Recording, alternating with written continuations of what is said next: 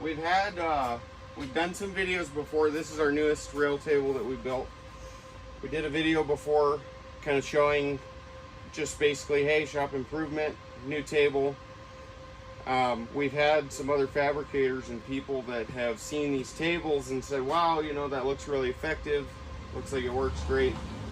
So what I'm going to do is show you this new table and exactly what all it can do. So a rail table does not have to be a solid flat table, obviously.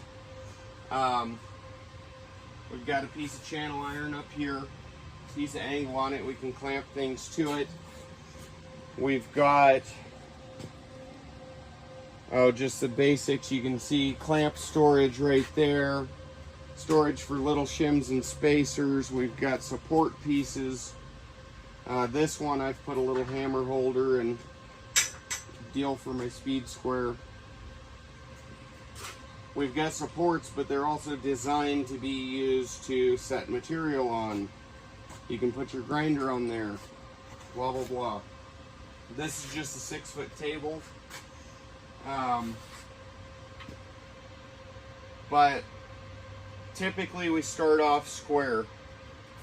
Typically a rail is 90 degrees. Occasionally we get a rail that's an insert that's going in between two walls, and the walls are out, narrower at the bottom, wider at the top. So the way I designed this table,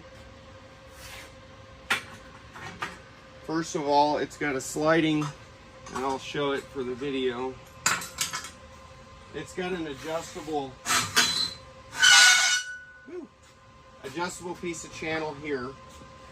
Depending on what your project is, you may have to slide it in and out. The other thing I did, in the past what we've done is just welded this piece of angle here and basically used a clamp, you know, on this channel to be able to square it up. But for the instances where a wall is 3/16 out, something's not square, what I designed was a pivot system. So here I've got a bolt. I really never loosen that one. It's just bolting it there.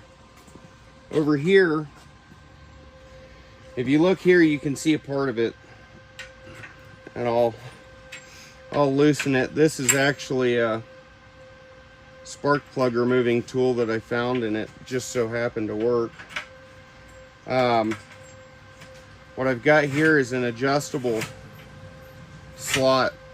I can move this, you know, up to, let's just see, it moves about 1 inch, and it can be very handy. And I designed it so that it holds, it's got a nut and a lock washer up underneath, show them underneath. So I don't lose the washer, I don't lose the nut, and it can still slide. But the whole process behind this is it makes it easier when we get here in the morning. First thing we do is check, are we square?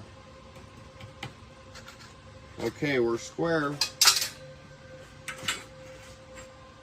Now all we got to do is just tighten it down.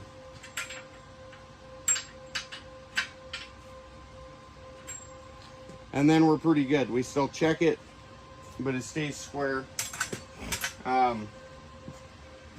What this does is it helps speed up the process, speeds up our setup time. And when we do get those jobs where they are, you know, slightly out, we can utilize this to get a more accurate build. That eliminates test fitting a lot of times, or if a test fit is still required, typically we don't have issues with, you know, a minor angle.